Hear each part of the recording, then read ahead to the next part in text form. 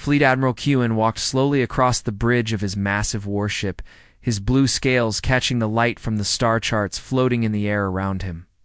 His 4 eyes, each the size of a human fist, stared at the tiny yellow dot that marked the Terran sector. To him, it looked like nothing more than a speck of dust in the vastness of space. The Zephyrian hegemony had ruled the galaxy for over 3,000 years. 12 different alien species had joined together under their banner, conquering world after world with ease. They had technology that could destroy entire planets, ships that could travel between stars in days, and weapons that could level mountains. They were the most powerful force the galaxy had ever seen, and now they were looking at Earth. Commander Hannah floated beside him, her tentacles moving in slow, graceful waves. She had been studying the intelligence reports for weeks, and every piece of information told the same story. The humans were nothing special. They were weak, divided, and completely unprepared for what was coming. "Tell me again about these humans," Kuan said, his voice deep and rumbling like distant thunder. "I want to make sure we're not missing anything important." Hannah's tentacles brightened with what looked like laughter. "Fleet Admiral, they're barely worth our attention. 8 billion of them live on that one small planet, and they've never even built a proper spaceship. Their fastest vessels use old, chemical rockets that take months just to reach their own moon." She waved one tentacle, and new images appeared in the air. Now, pictures of human cities, human armies, human technology. To Kuan's eyes, it all looked incredibly primitive. Their buildings were made of simple materials like steel and concrete. Their weapons fired small metal bullets instead of energy beams. Their computers were bulky and slow. "They don't even have a single government," Hannah continued. "The planet is split into hundreds of different nations, and they spend most of their time fighting each other instead of working together. Their military technology is at least 500 years behind ours." Kuan nodded slowly. This was exactly what he had expected. The hegemony had encountered thousands of species over the centuries, and they all followed the same pattern. The weak ones surrendered immediately. The slightly stronger ones put up a brief fight before giving up. None of them had ever posed a real threat. The Council of 12 had met just days before to discuss the human situation. All 12 species leaders had agreed that this would be the easiest conquest in their history. They had even decided to use it as a training mission for their newest officers, a chance to give them some real combat experience without any actual danger. "How long do you think it will take?" Kuan asked. "Our computer models suggest no more than 7 standard days," Hannah replied. "Probably less. Once they see our ships, they'll realize how hopeless their situation is. Most species surrender within hours once they understand what they're facing." Kuan felt a familiar sense of satisfaction. Another world would soon join the hegemony. Another species would serve under their rule. It was the natural order of things. The strong conquered the weak, and the hegemony was the strongest of all. He was about to give the order to begin their attack, when something caught his attention. Far out in space, barely visible even to their advanced sensors, was a tiny object moving slowly through the darkness. It was so small that their computers had initially classified it as space debris, but as Kuan looked more closely, he realized it wasn't debris at all. It was some kind of probe, clearly artificial, with primitive solar panels and a basic communications array. And it had been watching them for weeks without anyone noticing. "Hannah," he said quietly, "what is that?" She looked where he was pointing, and her tentacles went still. "It appears to be a human observation device, Fleet Admiral. Very crude, but functional." Kuan stared at the little probe for a long moment. How had these primitive humans managed to get a spy device all the way out here? Their technology was supposed to be centuries behind the hegemony's capabilities, yet somehow they had been watching and learning. For just a moment, he felt a tiny flutter of uncertainty. But then he pushed the feeling aside. What if the humans had managed to send out a probe? It didn't change anything. They were still primitive, still weak, still completely outmatched. "Begin the pacification protocols," he ordered. "Let's get this over with." The massive ship called Eternal Dominion drifted silently into Earth's solar system like a dark cloud blocking out the stars. It was 3 times larger than anything humans had ever built, its hull covered in strange symbols that seemed to glow. With their own light, this was the pride of the Zephyrian diplomatic fleet. Designed to intimidate any species into immediate surrender, Commander Hannah stood at the communications console, preparing to send the message that had worked on countless worlds before. The standard subjugation broadcast was a masterpiece of psychological warfare. Carefully crafted to crush the spirit of any civilization that heard it, it explained in simple terms that resistance was futile, that surrender was the only option, and that the hegemony's rule was inevitable. Broadcasting in all known galactic languages, Hannah announced, her tentacles dancing across the control panel. 847 different translations, covering every known species in the galaxy. The message went out across all frequencies, an overwhelming wave of sound and meaning that should have left the humans speechless with terror. The hegemony had perfected this technique over thousands of years. Most species took days or even weeks to respond, and when they did, it was usually with trembling offers of complete surrender. But the humans surprised everyone.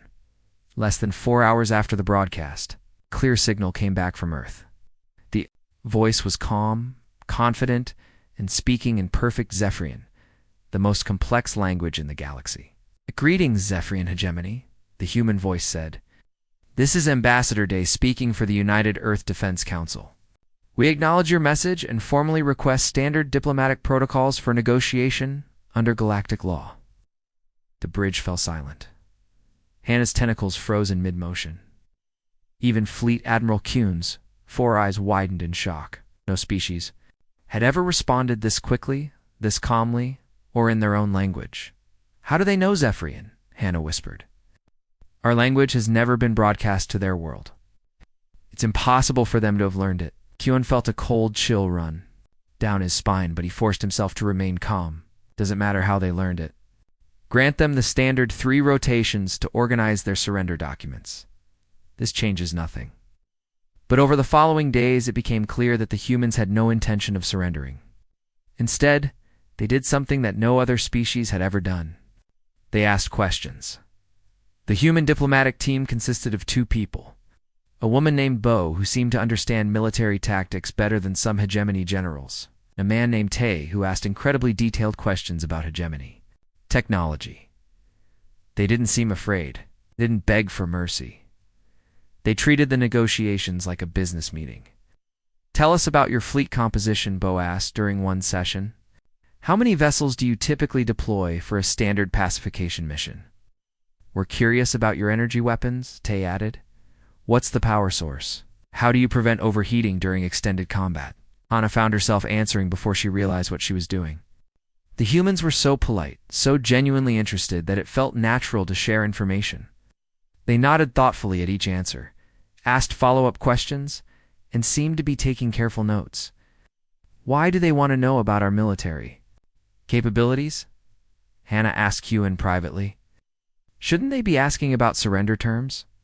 "Primitive curiosity," Kuhn replied, though he was beginning to feel uneasy. "They've never seen advanced technology before. They're like children asking about toys they'll never be able to play with." But the humans kept asking more questions. They wanted to know about hegemony history, about the different species in their alliance, about their government structure and command hierarchy. They seemed particularly interested in any past conflicts or disagreements between member species. "They're very thorough," Tay commented during one session. "We just want to understand exactly what we're dealing with." The negotiations stretched on for days, then weeks. The humans never seemed to run out of questions. They were learning everything they could about their potential conquerors, and the hegemony was happily teaching them.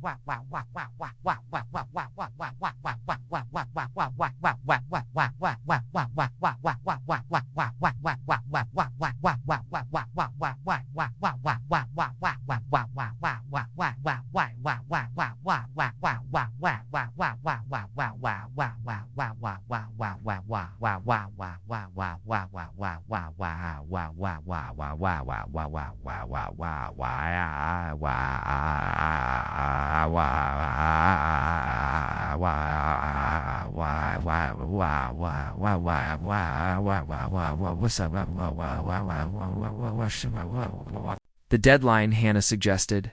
They seem to be making progress toward accepting our terms. Kuhn agreed, granting the humans 30 full rotations to complete their surrender. It seemed like a reasonable request from a species that was clearly overawed by the hegemony's power. Looking back, it was the first of many catastrophic mistakes. Humans weren't preparing to surrender. They were preparing to fight. And every question they asked, every piece of information they gathered, was another weapon in an arsenal that the hegemony didn't even know existed. The humans had turned the negotiation table into a classroom, and they were learning everything. They needed to know to destroy their teachers. Dr. Ryan had been studying alien species for over 2 centuries, but nothing had prepared him for the humans. He stood in his laboratory aboard the hegemony flagship, staring at the biological samples they had secretly collected from Earth. The results of his tests were so shocking that he had run them 3 times to make sure they were accurate. The first thing that caught his attention was how quickly humans healed from injuries. Most species in the galaxy needed weeks or months to recover from serious wounds, never fully recovered at all. But humans were different. Cuts that should have taken days to heal closed in hours. Broken bones that should have left permanent damage were stronger than before within weeks. Fleet Admiral Ryan said as he entered Kuhn's command center, his voice trembling with excitement and fear. "You need to see this immediately." Kuhn looked up from his star charts, annoyed at the interruption. "What is it, Doctor? I'm busy planning the final assault." "Sir, the humans are not what we thought they were," Ryan replied, activating a holographic display. "Look at these cellular regeneration rates. A human can lose up to 30% of their blood and still fight effectively. They can survive injuries that would kill any of our warriors instantly." The display showed microscopic images of human tissue repairing itself at an incredible speed. Kuhn watched in amazement as damaged cells rebuilt themselves, creating new tissue that was often stronger than the original. "But that's not the most disturbing part," Ryan continued. "Watch this." The next image showed human brain scans during learning exercises. The neural pathways were forming new connections at a rate that defied everything the hegemony knew about intelligence and adaptation. "They're not just physically resilient," Ryan explained. "Their minds adapt and learn faster than any species we've ever encountered. In the 30 days since first contact, they've absorbed more information about our technology than most species learn in years." Commander Hannah entered the room at that moment, carrying a stack of intelligence reports. Her tentacles were moving in agitated patterns that showed she was deeply worried. "Fleet Admiral, we have a problem," she announced. "The humans have been busy during our negotiations." She activated another display showing satellite images of Earth. What they saw made Kuhn's blood run cold. Across the planet, humans were building new factories, new training facilities, new research centers. But most shocking of all were the weapons they were now carrying. "These are from human military exercises conducted just yesterday," Hannah explained. "Look at their equipment." The images showed human soldiers carrying weapons that looked nothing like the primitive firearms they had used before. These new devices glowed with energy, had advanced targeting systems, and seemed to be based on hegemony technology. "How is this possible?" Keon demanded. "They've never seen our weapons before." "Actually, sir, they have," Hannah replied quietly. "Every question they asked during negotiations, every technical detail they requested, every piece of information we shared. With them, they've been using it to build their own versions." Ryan nodded grimly. "Their learning capacity is beyond anything we've seen. They don't just memorize information, they understand it, improve it, and adapt it to their own needs.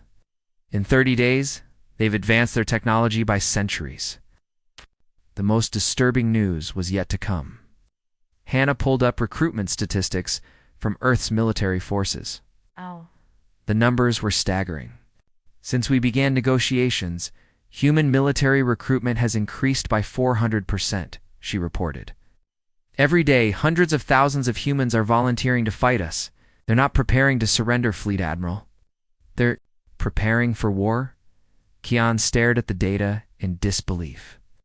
Most species panicked when faced with the hegemony's power. Their populations fled to remote areas, their governments collapsed, and their military forces deserted in droves. But the humans were doing the opposite. They were joining together, training harder, and preparing to fight an enemy that vastly outnumbered them. There's something else, Ryan added. We've been monitoring their communications. They're not afraid of us. They're angry. The doctor played recordings of human broadcasts from across their planet. Instead of fear and despair, the voices were filled with determination and rage.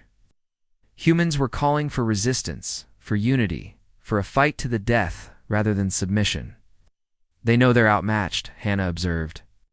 But they don't care. They'd rather die fighting than live as our subjects. Kion felt a chill run through his body. In 3,000 years of conquest, the hegemony had never faced a species that reacted this way. Every other civilization had eventually seen reason and accepted their fate. But the humans seemed to view death as preferable to defeat. Let them play at war, Kuhn said, trying to sound confident. Their primitive emotions will make their defeat more educational for our young officers. But even as he spoke the words, Kian felt a growing sense of unease. The humans weren't acting like any species he had ever encountered. They were learning too fast, adapting too quickly, and showing a level of determination that was frankly terrifying. For the first time in his long career, Fleet Admiral Kuhn began to wonder if the hegemony had made a terrible mistake.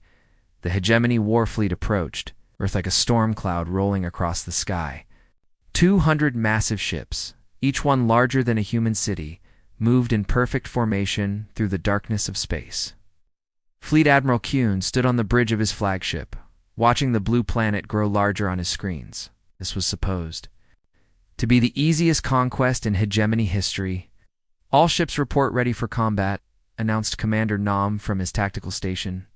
Defensive positions assumed. Should have this wrapped up by the end of the day. Kuhn nodded confidently. The fleet he commanded could destroy entire solar systems if needed. Against a primitive species that had never fought a space battle before, it would be complete overkill. He had even brought some of his youngest officers along to give them combat experience in a safe environment. Begin the approach, Kuhn ordered. Standard intimidation formation. Let them see what they're facing. The massive ships spread out across the solar system, their hulls gleaming with weapon ports and shield generators. Each vessel carried enough firepower to level a continent. The sight alone should have been enough to make the humans surrender immediately. But as they drew closer to Earth, something unexpected happened. Instead of desperate pleas for mercy, the humans began attacking. The first wave came without warning. Small human ships, barely larger than fighter craft, streaked out from behind Earth's moon like angry wasps. They moved in ways that defied military logic, weaving between the massive hegemony vessels with impossible speed and precision. Incoming enemy craft, Nam reported, his voice calm and professional. Estimated 40 vessels. Should be eliminated within minutes. But the human ships didn't behave like any enemy the hegemony had ever fought. Instead of trying to outgun the massive alien cruisers, they did something that shocked everyone watching. They aimed directly at the hegemony ships and didn't slow down. Admiral, Nam shouted, his composure finally cracking. They're not firing at us. They're ramming us. Kuhn watched in horror as the first human ship, piloted by a single brave soul, crashed directly into the side of a hegemony destroyer. The explosion lit up space like a new star, and when the light faded, both ships were gone. Impossible, Kian whispered. No species sacrifices themselves like that, but the humans were just getting started. Ship after ship came at them, each one piloted by a human who had made the ultimate decision to trade their life for damage to the enemy. The radio waves filled with final messages from the human pilots.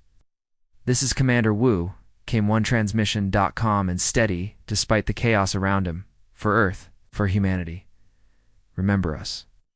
His ship slammed into a hegemony, cruiser with such force that it cracked the massive vessel in half.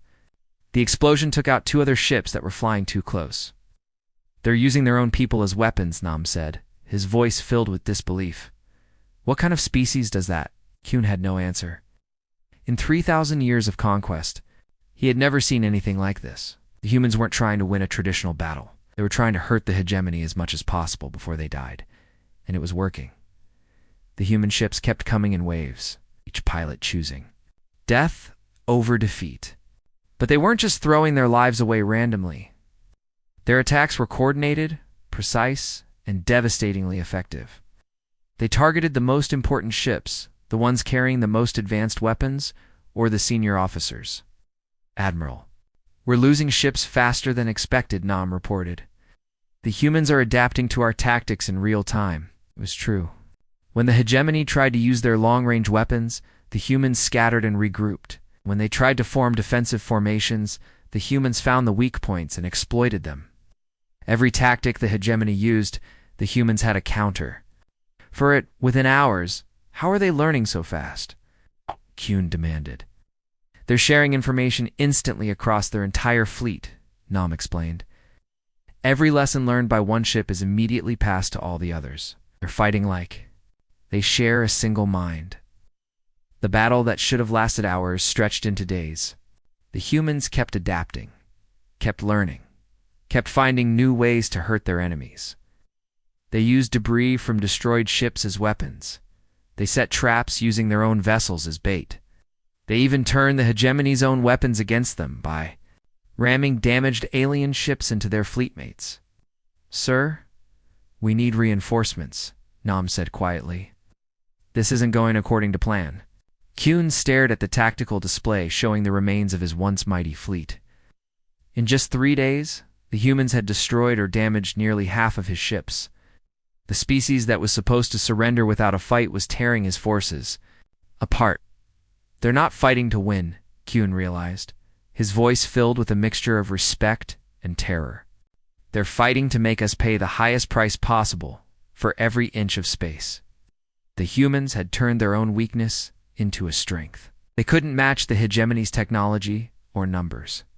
So they had chosen to fight in a way that no civilized species would ever consider. They were willing to sacrifice everything, including their own lives, to protect their world, and for the first time in his long military career, Fleet Admiral Kuhn began to understand what real courage looked like. Fleet Admiral Kuhn stood among the twisted metal and sparking circuits that used to be his command center. Half the lights were out, and the air tasted of smoke and burning electronics. Through the cracked viewports, he could see the wreckage of dozens of hegemony ships floating in the darkness like broken toys. 6 months ago, war was supposed to be over in a week. Now Kuhn wasn't even sure his own flagship would survive. "Another day?" "Admiral, urgent report from the outer colonies," Commander Nam called out, his voice tight with stress. His usually pristine uniform was torn and stained, and one of his arms was wrapped in emergency medical bandages. Kuhn turned to face him, dreading what he was about to hear. Every report these days brought worse news than the last. "The humans have launched coordinated attacks on 17 different star systems," Nam continued. "All at exactly the same time. They're using our own communication networks against us, somehow jamming our signals while keeping their own clear." The holographic display flickered to life, showing a 3-dimensional map of hegemony space. Red dots marked human attack forces, and there were far too many of them. The humans had somehow spread across half the galaxy in just 6 months, something that should have taken them decades with their primitive technology. "Who's leading these attacks?" Kuhn asked, though he already suspected the answer. "A human. Commander named Jin," Nam replied. "Intelligence suggests he's coordinating all 17 battles personally, switching between command frequencies faster than our computers can track." Kuhn felt his 4 hearts sink. Jin had become a legend among the human forces, a tactical genius who seemed to predict every hegemony move before they made it. Worse, he was teaching other humans his methods. Creating an entire generation of brilliant military leaders, Dr. Ryan emerged from the wreckage of his laboratory. Carrying a damaged tablet in his 6-fingered hands, the elderly scientist looked exhausted and frightened, his usually calm demeanor completely shattered. "Fleet Admiral, I have the answer to your question," Ryan said, his voice barely above a whisper. "You asked how the humans are reverse engineering our technology so quickly? The truth is worse than we imagined." He activated his tablet, showing brain scans of captured human soldiers. The images were unlike anything in the hegemony's databases. "Human neural plasticity is beyond our comprehension," Ryan explained. "When they encounter new technology, their brains literally rewire themselves to understand it. They're not just learning our systems, they're improving them in ways we never thought possible." The proof was undeniable. Human ships now carried weapons that should have been impossible to build. They had taken hegemony energy weapons and combined them with human engineering principles, creating hybrid designs that were smaller, more efficient, and more deadly than anything the aliens had ever built. "Look at this," Ryan continued, showing footage of a human weapon in action. "They've taken our plasma cannon design and somehow made it 30% more powerful while using half the energy. They're not just copying our technology, they're making it better." Commander Hannah floated into the ruined command center, her tentacles trembling with exhaustion. She had been coordinating intelligence reports for days without rest, trying to understand how the humans had gained such an advantage. "The worst part is their manufacturing capability," she reported. "They're mass-producing these hybrid weapons faster than we can build traditional ones. Every human ship we destroy is replaced by 2 more, and each new ship is better than the last." Kewen stared at the tactical display, watching red dots multiply across the map.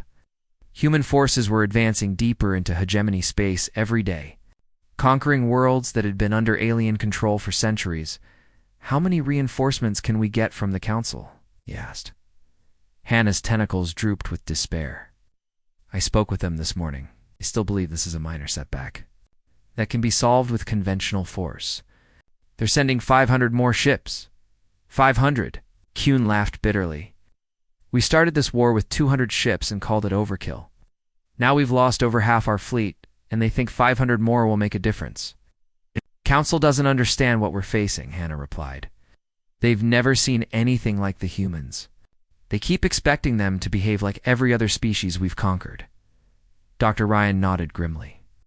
"The humans aren't following any known patterns of behavior. They learn faster, adapt quicker, and fight harder than any species in our databases. They're rewriting the rules of warfare." Hewen looked out at the stars, knowing that somewhere out there human forces were preparing their next attack. They had gone from a primitive species trapped on one world to a galactic power in less than a year.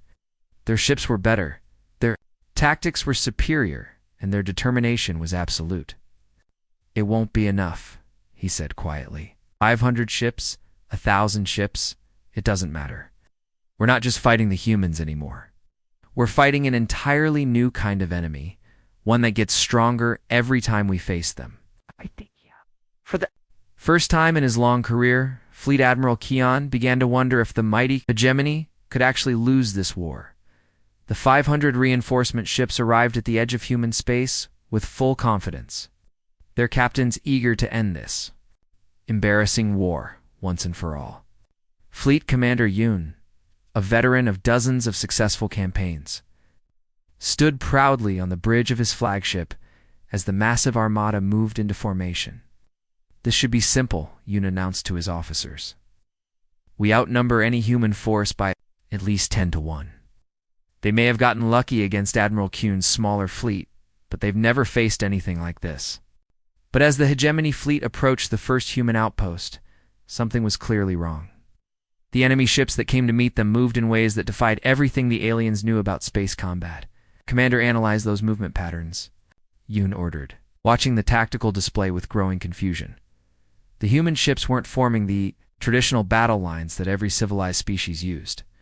Instead, they moved like a school of fish, flowing around each other in 3-dimensional patterns that seemed impossible to predict. One moment they were spread out across thousands of kilometers. The next, they were condensed into a tight formation that struck like a spear. "Sir, they're not following any known combat protocols," reported his tactical officer. "Their vessels are moving in patterns that should be impossible to coordinate."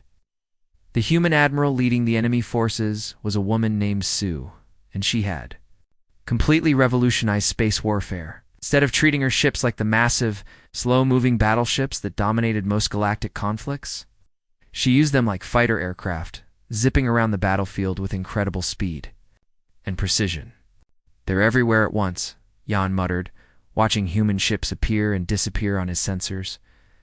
"How are they coordinating these movements?" Commander Hannah, who had been transferred to Yoon's fleet after Admiral Kuhn's disasters, provided. The answer: "Sir, we've intercepted their communications. They're using something called distributed command. Each ship captain can make independent decisions, while somehow maintaining perfect coordination with the overall battle plan." It was unlike anything the hegemony had ever encountered. Most species used rigid command structures, with orders flowing down from the top and strict protocols governing every action. But the humans had created a system where every ship was both a follower and a leader, able to adapt instantly to changing conditions while still working toward a common goal. "Watch this," Hannah said, highlighting a section of the battle on the main display. "See how that group of human ships splits up when we target them? Each captain makes their own decision about where to go, but they're all still supporting the same overall strategy." The human ships moved like a living thing, flowing around hegemony formations, striking at weak points, and disappearing before the aliens could respond. They attacked in waves, each one different from the last, each one perfectly timed to exploit the confusion left by the previous assault. But the tactical innovations weren't the most terrifying part of fighting the humans. What really shook the hegemony forces was the psychological warfare. "Sir, the humans are broadcasting something," reported the communications officer. It's footage of their previous victories." The main screen filled with images that made even veteran hegemony warriors feel sick. Destroyed alien ships, burning space stations, and recordings of human pilots making their final attacks. But worst of all were the messages from captured hegemony officers explaining how the humans had outsmarted them. "Turn it off," Jan ordered, but the damage was already done. His crew had seen the fear in the eyes of officers they had served. With 4 decades, the humans weren't just showing their victories, they were explaining exactly how they had won.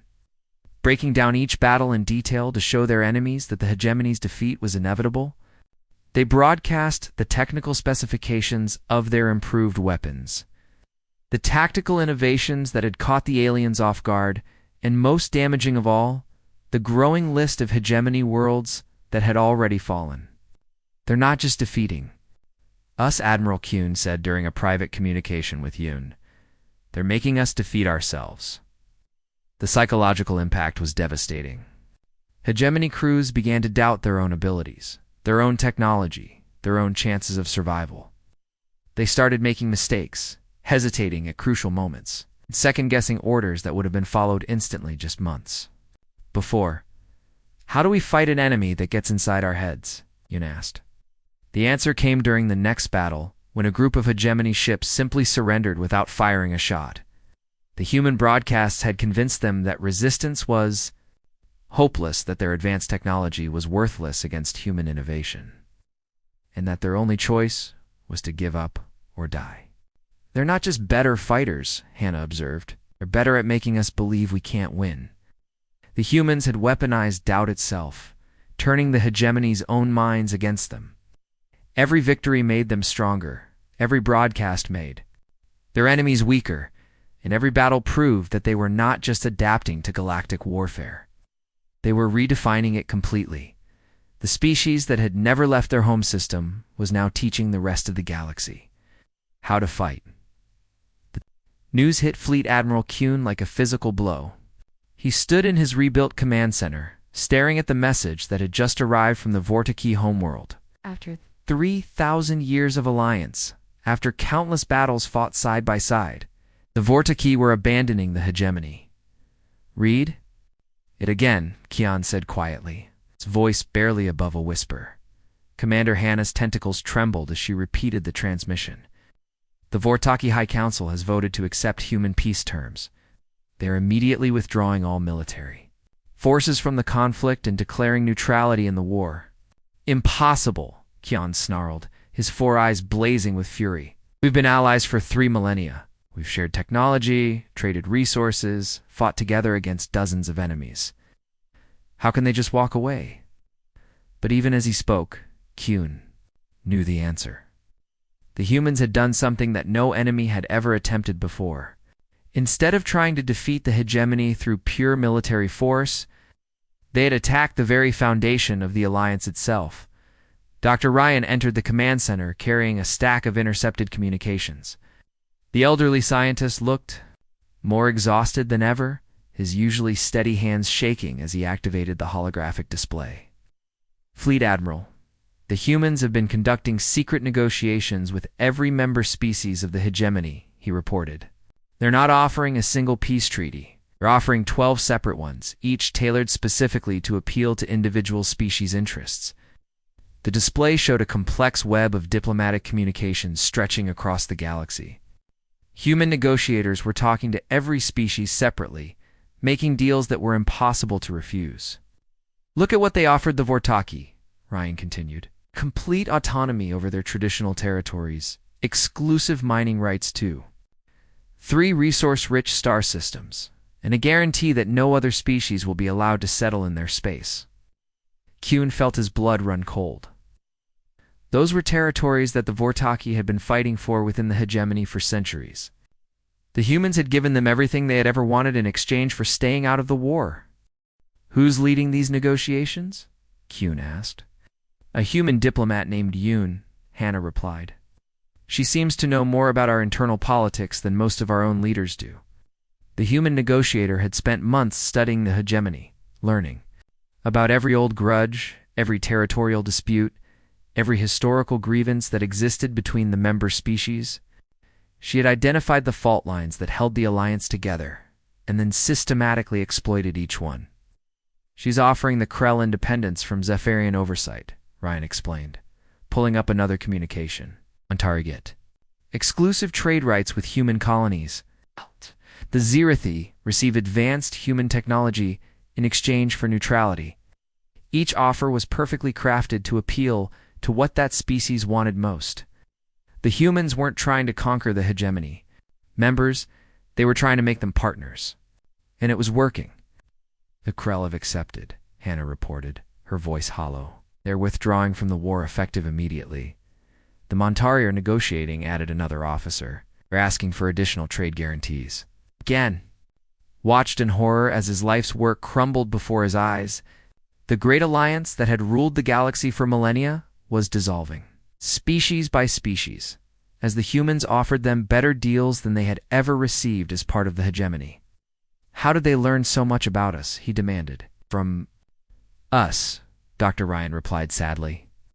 "Every question they asked during the original negotiations, every piece of information we shared, every detail about our government structure and member species relationships, they used all of it against us."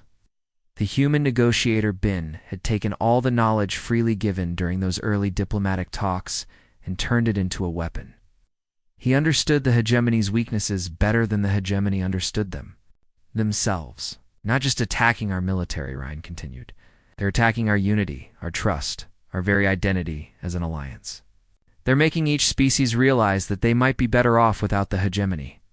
The strategy was brilliant and terrifying. The humans had recognized that the hegemony's greatest strength was also its greatest weakness. The alliance was powerful because it united 12 different species. But it was also fragile because those species had different goals and desires. "Sir, the Draxi are requesting a meeting with human negotiators," reported another officer. "So are the Yelani and the Thomases." Kuhn felt his 4 hearts breaking. The alliance he had served his entire life was falling apart. Not because of military defeat, but because the humans had shown each species that they could have a better future without the hegemony. "They're not just better fighters," he said. Quietly, they're better diplomats. They've learned to fight wars not just with weapons, but with words. The humans had turned the hegemony's own members against it, one species at a time. They had shown that unity based on domination was fragile, while cooperation based on mutual benefit was strong, and as more species accepted human peace terms, Fleet Admiral Kuhn realized that the great hegemony was already dead. It just hadn't finished dying yet. The final battle for the hegemony began, not with the thunderous roar of weapons, but with an eerie silence that stretched across the galaxy. Fleet Admiral Kuhn stood alone on the bridge of his flagship, staring at the tactical display that showed the approaching human armada. 18 months ago, these same humans had never traveled beyond their own moon. Now, they commanded a fleet that dwarfed anything the galaxy had ever seen. "Sir, incoming transmission from the human fleet," reported Commander Hannah, her tentacles moving slowly across the damaged console. Half the bridge crew was gone, transferred to other ships, or simply dead from the endless months of warfare. "Put it through," Kuhn said, his voice heavy with exhaustion. The image that appeared on the screen was not what he expected. Supreme Commander Ray was a middle-aged human woman with graying hair and kind eyes. She wore a simple uniform without elaborate decorations, and when she spoke, her voice was calm and respectful. "Fleet Admiral Kuhn," she said, nodding slightly. "I am Supreme Commander Ray of the Terran Defense Force. I want to speak with you before this battle begins." Kuhn straightened his shoulders, trying to maintain some dignity in defeat. "What is there to discuss? You have won? The hegemony is finished." "That's exactly what I want to discuss," Ray replied. "You have fought bravely, Admiral. Your tactics have forced us to become better than we ever thought possible. But now the fighting needs to end." Looking at the tactical display, Kuhn could see the truth of her words. The human fleet surrounded his position completely, thousands of vessels moving in perfect coordination. Each ship was a masterpiece of hybrid technology, combining human innovation with improved hegemony designs. "How many ships do you have?" Kuhn asked, though he already knew the answer would be devastating.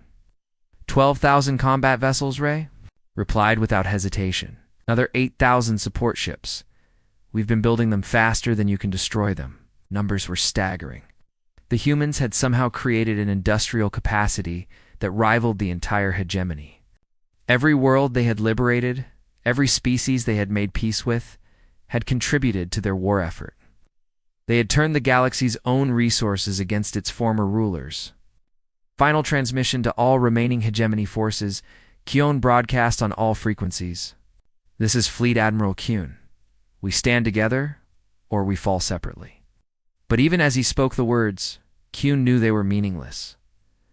The Council of 12 had dissolved weeks ago. 8 species had already surrendered separately, accepting generous peace terms from the humans. The remaining 4 were in full retreat, their fleets scattered across the galaxy. Admiral Hannah said quietly, "There's no one left to stand with us." The truth was bitter, but undeniable. The great alliance that had ruled the galaxy for 3 millennia was already gone. Only a handful of die-hard loyalists remained, and they were hopelessly outnumbered. "Sir, the human fleet is moving into attack position," reported the tactical officer. Kuhn watched as the human vessels flowed around his forces like water around a stone. They moved with the precision of a machine and the grace of a living thing. Every tactic the hegemony had developed over centuries of warfare, the humans had learned, improved, and turned against them. "They're not just using our technology," Kuhn observed. "They're using our own strategies against us." The human fleet demonstrated maneuvers that Kuhn had invented himself decades ago, but executed with a perfection that put the original to shame. They had studied every battle, analyzed every defeat, and learned from every mistake. Fleet Admiral Hannah said, her voice barely above a whisper, "The humans are requesting our surrender."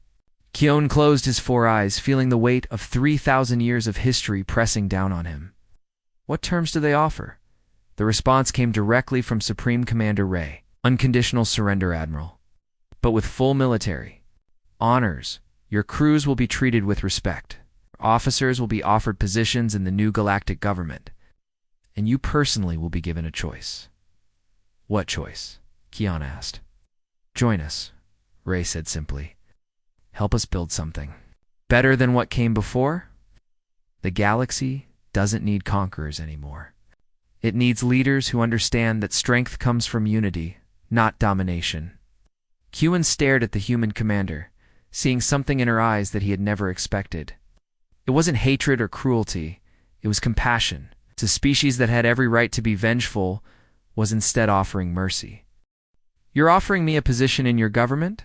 Kuhn asked, hardly believing what he was hearing.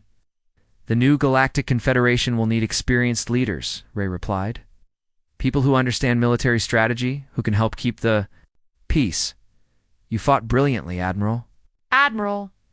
We could use someone like you. For the first time in the war, Kuhn felt something other than despair. The humans weren't just better fighters, they were better leaders. They had learned to win wars not just with weapons, but with wisdom, and perhaps, just perhaps, they were offering the galaxy something it had never had before, a chance to be better than it was.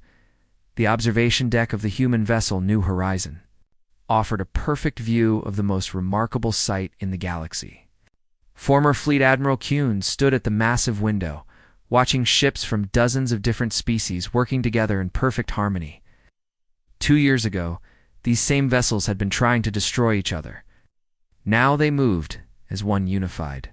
Fleet.Kyun had changed dramatically since the war ended. His blue scales had dulled with age, and his 4 eyes showed the weariness of someone who had seen too much conflict. But there was also something new in his expression, something that hadn't been there during his days as a hegemony commander. It was hope. The joint exercises are going well, said Admiral Park, joining Kuhn at the window. The human commander was younger than Kuhn, but carried himself with the quiet confidence of someone who had earned his position through merit rather than birthright. Better than I expected, Kuhn replied, watching a group of former hegemony destroyers practicing combat maneuvers alongside human cruisers. 2 years ago, I would have said this was impossible. The ships moved with a coordination that amazed him. Vorticki vessels, with their elegant curved hulls, flew in formation with boxy human freighters. Krell warships, bristling with weapons, practiced defensive patterns with peaceful Montari exploration vessels. It was a sight that would have been unthinkable under the old hegemony. Admiral Park Keown said, using the human's title with genuine respect, "May I ask you something that's been troubling me?" Park nodded, settling into a chair beside the massive window. "Of course, Kuhn. What's on your mind?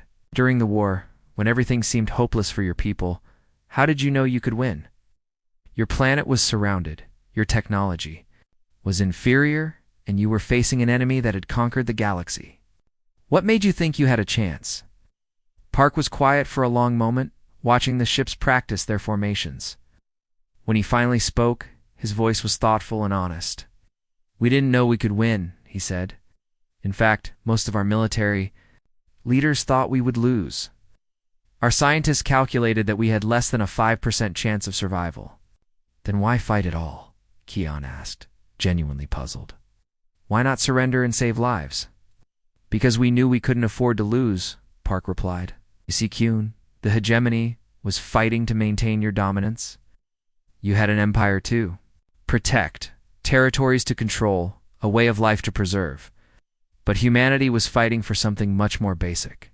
We were fighting for the right to exist." Kuhn felt a chill run through his body as he understood the difference. The hegemony had been motivated by pride, by a desire to remain on top. But the humans had been motivated by survival itself, by the desperate need to protect everything they loved. "There's no comparison between those two motivations," Park continued. "Someone fighting for dominance might give up when the cost becomes too high. But someone fighting for survival will never stop, never surrender, never accept defeat." "War was lost the moment we underestimated you," Kuhn admitted, his voice heavy with regret. "No," Park said gently, shaking his head. "The war was lost the moment you made it necessary in the first place." The words hit Kuhn like a physical blow. I'd spent 2 years analyzing the conflict, trying to understand where the hegemony had gone wrong. But Park's simple statement revealed the fundamental truth. The war itself had been a mistake. If the hegemony had approached humanity with respect instead of threats, Park continued, if you had offered partnership instead of domination, there never would have been a war. We would have been happy to join a true alliance of equals. Looking out at the mixed fleet, Kuon realized that the humans had accomplished something the hegemony never could. They had built a genuine alliance based on cooperation rather than fear. Every species in the New Terran Confederation had joined willingly, attracted by the promise of mutual benefit rather than forced submission. The Vortaki are happier now than they ever were under hegemony rule, Kuhn observed. They have the autonomy they always wanted, but they're also part of something bigger. Everyone benefits when people work together by choice, Park agreed. The old hegemony was built on the idea that someone had to be in charge, that there had to be rulers and subjects. But we've learned that the best alliances are built on equality. The former hegemony species hadn't just survived their defeat by the humans, they had thrived. With the oppressive weight of the old system removed, they were free to pursue their own goals while contributing to the greater good of the galaxy. The galaxy will never be the same, Kyon said quietly. No, Park agreed. And perhaps that's for the best. As Keon watched the ships complete their exercises and return to their home bases, he felt a deep sense of peace. The war had been terrible, but it had led to something beautiful. The galaxy was no longer ruled by fear and dominance. Instead, it was guided by cooperation and hope. The humans had won more than a war. They had won the future.